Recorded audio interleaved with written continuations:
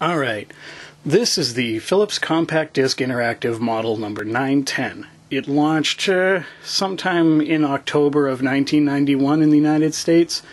You could pick this thing up at Sears for, I believe, somewhere around $1,100. Well, okay, so the graphics kind of suck by today's standards. Actually, they really suck by today's standards, and so does the controls. But, you know, back then we were playing, Kirby's Adventure on Dot Matrix Game Boy, and Sonic 2 had just come out about a year after this thing. So, yeah, I mean, you know, it is what it is. And it didn't fly too well because, well, all the, you know, game companies were developing software and games for PC, and pretty much Sega and Nintendo were the kings. But in Europe, this thing was pretty cool. As a CD player, the thing kicks ass. I picked this thing up for $10 with a controller. I had to go online and pick up the digital video cartridge for the inside of it. That was $15, but whatever. So I got a bunch of games, the infamous, you know, Zelda, Wand of Gamelon, The Link, Escape from Cyber City, Burn Cycle, Flashback, Caesar's World of Gambling, Little Devil, that's fun. Chaos Control's pretty awesome. Kether sucks. This game sucks. All these things I haven't opened. A couple of them are pretty good. I got Battleship, which sucks. Mystic Midway, which is super annoying. Pinball sucks. There's nothing to do. Look at these boards. Look at these pinball boards. Look, let me focus. Look at that. There's nothing going on in the pinball game. I'll show you that later. Let's see, what do we got here? This I haven't opened yet. Ooh, an unboxing video is due. Not really, but yeah, I haven't opened it. But anyway, this is the game that ships with it. Palm Springs Open. You get some snide commentary from the announcers as you play. This game's pretty fun.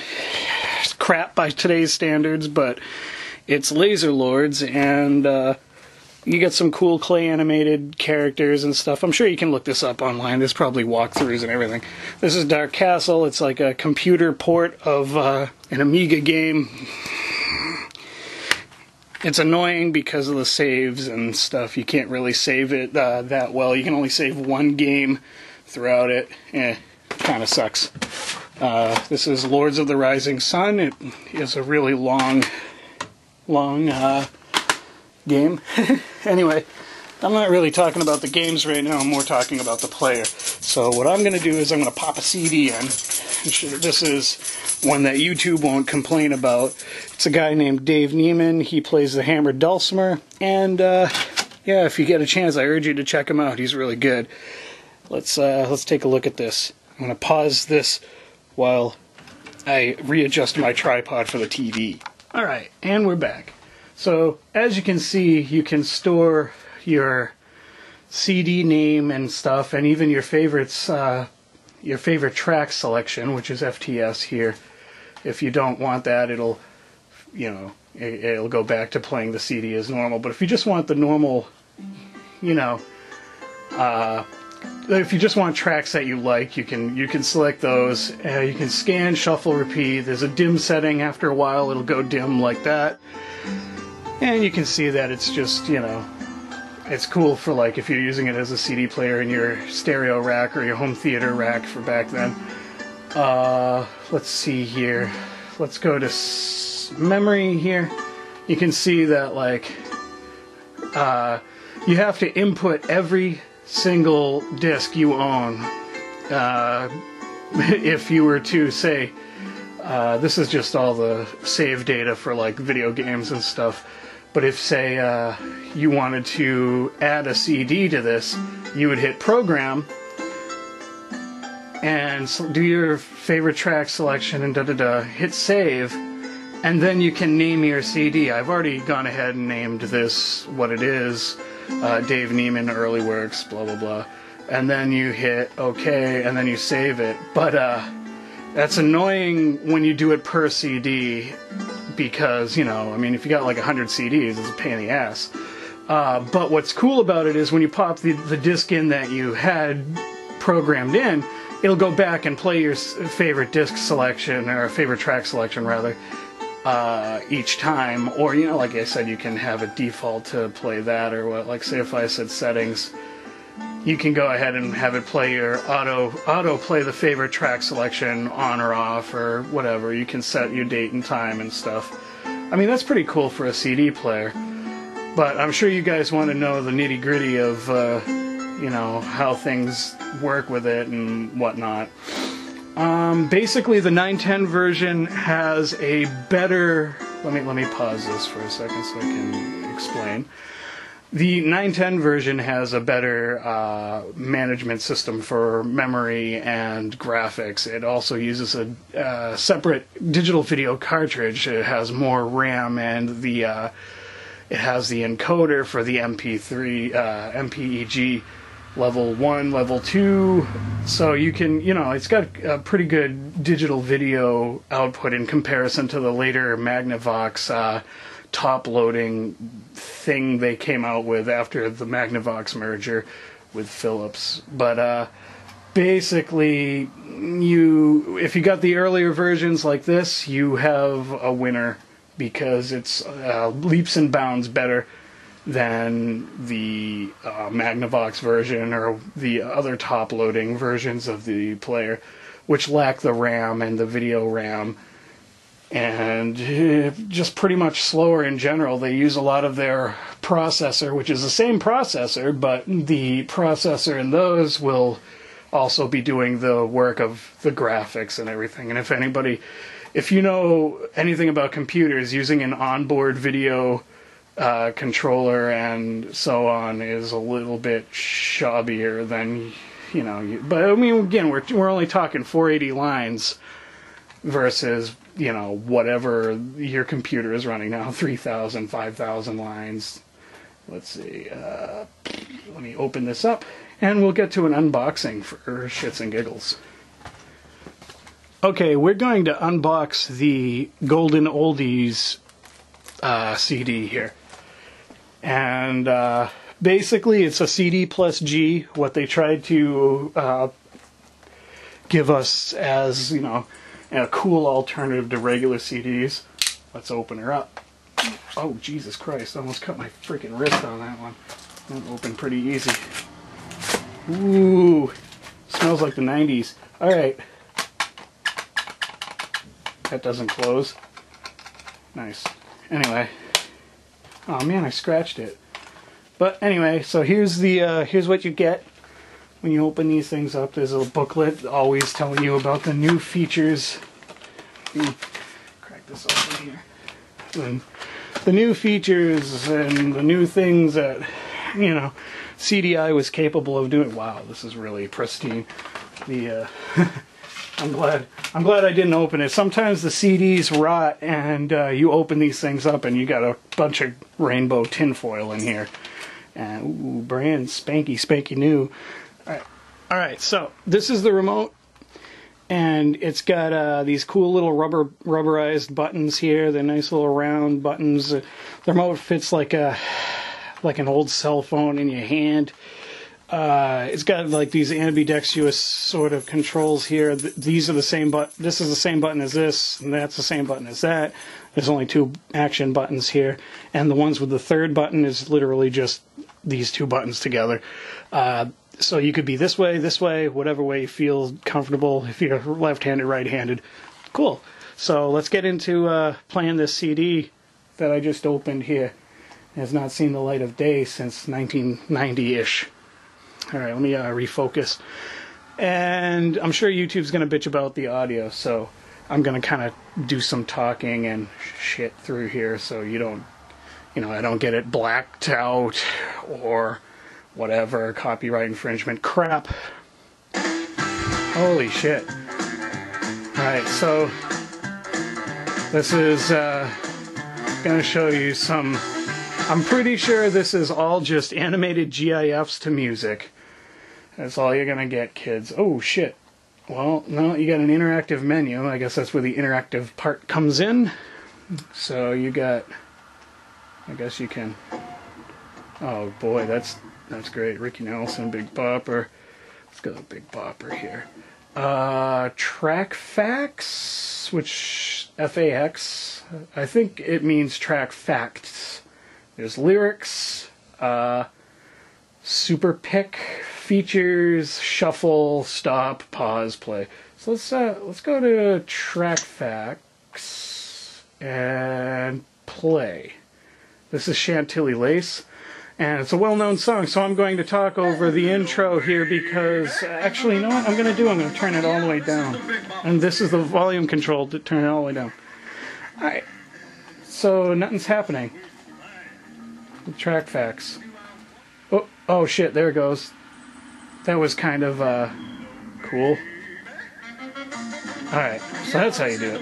1958. Okay, it's number 6 on the jukebox. Texas DJ. Okay, cool. So yeah, so you got your little crazy animated GIFs, and you got all your tracks, track information about the song and the people and stuff here. It's got some really 90s, trying to be 50s graphics here. It's got some actual photos that have been cropped and zoomed in digitally and terrible looking. So this is really...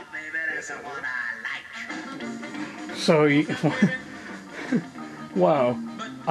So yeah, it tells you about, like, it's kind of like pop-up video, only sort of circa 1991 and on all your discs if you had it. Some CDs didn't really announce much about CD plus G. They just kind of had the little icon on it. Oh wow. Hey, it didn't get hit by lightning. That's bullshit. So anybody who knows about this accident will bitch about that one. So yeah, it tells you all about that stuff. Let me see if I can't go back. I guess I can't. Oh, wait, oh, there it is. Let me hit stop here. Stop. And then we get the Pokemon style epileptic fucking fit.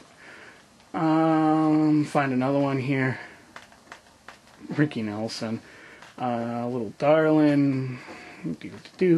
Steam. Lover. There is nothing on this CD worth listening to right now. The Hombres. And what sucks is there's not really a list of shit. So I kind of gotta... Oh, hey, Wooly Bully. Let me do lyrics on this so you can see what that looks like. Play. So you get the choice of doing facts about the song, or you can do like this karaoke kind of thing going on here. A little sheep with the blinking eyes. Ram, rather. So yeah. You can do karaoke with it. That's kind of cool. I mean, I don't know. It's not really worth going out of your way to buy something like this if you aren't into it just for the novelty sake of having it, or if you're a collector. I wouldn't be like, ooh, this is like a game to play. Or, you know, if you're looking to buy a system. Even if you're looking to buy the Zelda, you know, your Wand of Gamelon. Don't be stupid and pay like $300 or $500 for one that's unopened, because sometimes these CDs rot and the foil comes off. I'll show you that on the pinball one, because I was kind of pissed about the pinball one, even though the pinball one sucks. Where is that pinball?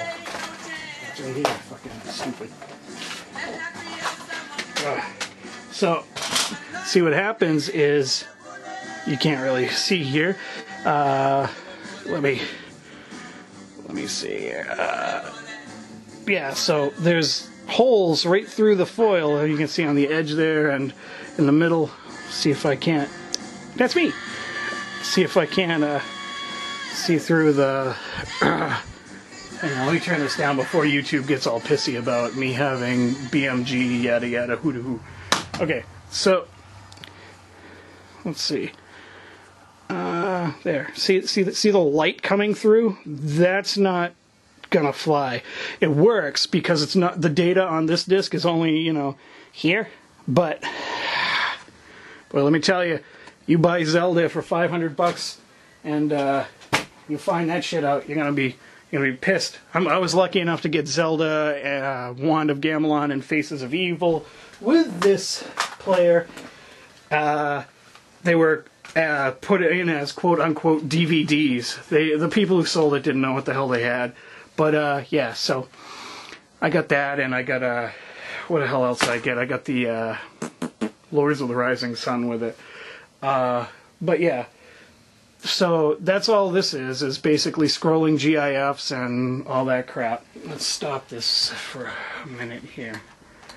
And, yeah, so, I mean, that's cool. I'll listen to this later and maybe do a full video on it. I don't know if it's even worth my time. But, as far as those graphics, that really sucks. I mean, that's crap. But what I'll do in my next video is I'll show you Chaos Control and some other good games that are with it. Chaos Control is kind of like a point and click, but not really. It's more like a what do you call that, where you got a crosshair and you just shoot shit. But it's really neat. It's got this crappily animated anime that goes along with it in a cutscenes. But other than that, it's kind of stupid. But it was a great game for the time. Again, you're looking at 1991. I'm trying to remember what the hell was out in 1991. I mean, we had Sega Genesis and Nintendo. That was pretty much it. And to have something like this, there was even a CD interactive online thing where you could use this thing on the internet, and that was stupid. It bombed. And what else was there for this? The reason it really failed was because all of the kids shit. It was like mostly geared towards education and or like hoity-toity shit like ooh, you can look at Time Life magazine photos of the year, or you can go to the virtual museum and look at pixelated versions of the real thing and learn about artists and Picasso and all that crap.